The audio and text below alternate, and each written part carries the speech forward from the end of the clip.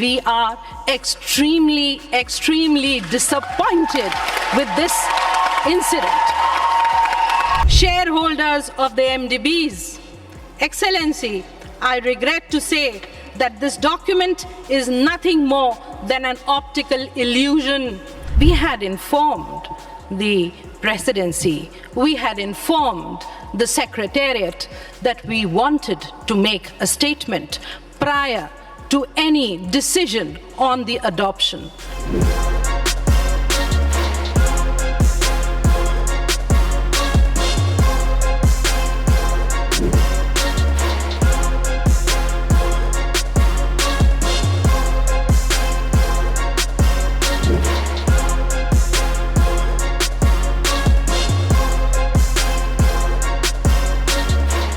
India does not accept the goal proposal in its present form.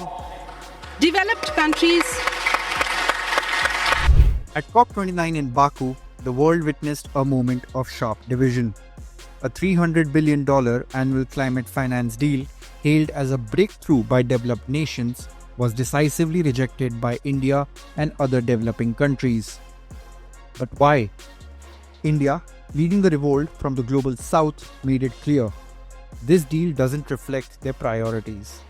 While it triples previous commitments, the $300 billion figure falls far short of addressing the mounting costs of climate adaptation, mitigation, and transition to renewable energy in developing nations.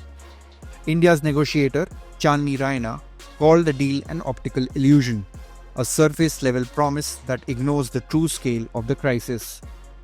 India's attempt to raise objections was sidelined, undermining trust and collaboration. Critics argue that this deal places the burden of climate finance disproportionately on developing nations, while wealthy countries, historically responsible for emissions, neglect their responsibilities. The so-called Baku to Belém roadmap to scale funding to $1.3 trillion by 2035 is seen as overly ambitious on paper but vague in real terms. India's stand resonates with many in the global south, highlighting deeper issue. The climate crisis is a shared challenge, but its solutions remain unequal. Until there is a genuine collaboration and accountability, deals like these risk becoming mere symbols, leaving vulnerable nations to face the brunt of climate disasters alone.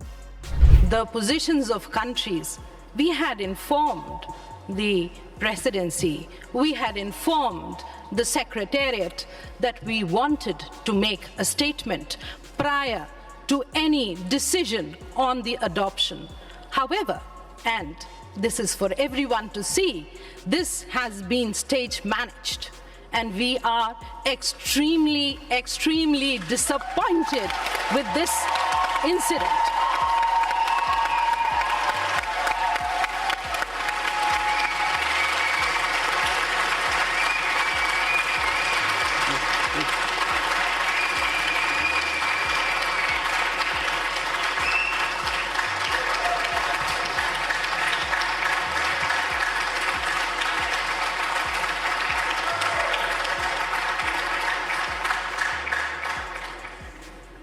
Your Excellency, trust is the basis for all action, and this incident is indicative of a lack of trust, a lack of collaboration on an issue which is a global challenge which is faced by all of us, and most of all by the developing countries that are not responsible for it.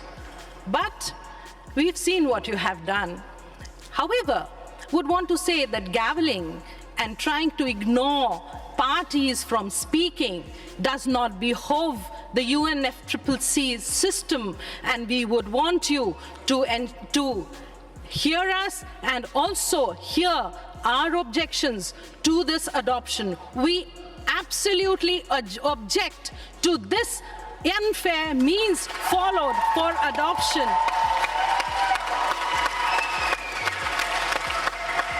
We are faced with one of the biggest challenges of all times, which will determine our existence.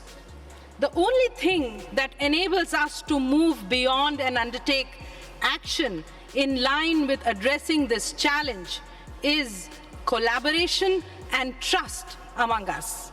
It's a fact that both have not worked today. And we are extremely hurt by this action of the presidency and the secretariat.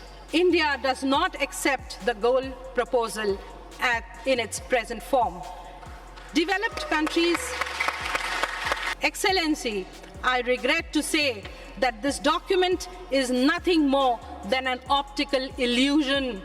This, in our opinion, will not address the enormity of the challenge we all face.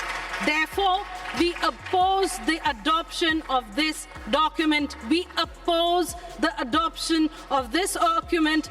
India opposes the adoption of this document, and please take note and regard of what we have just said from the floor of this room. We seek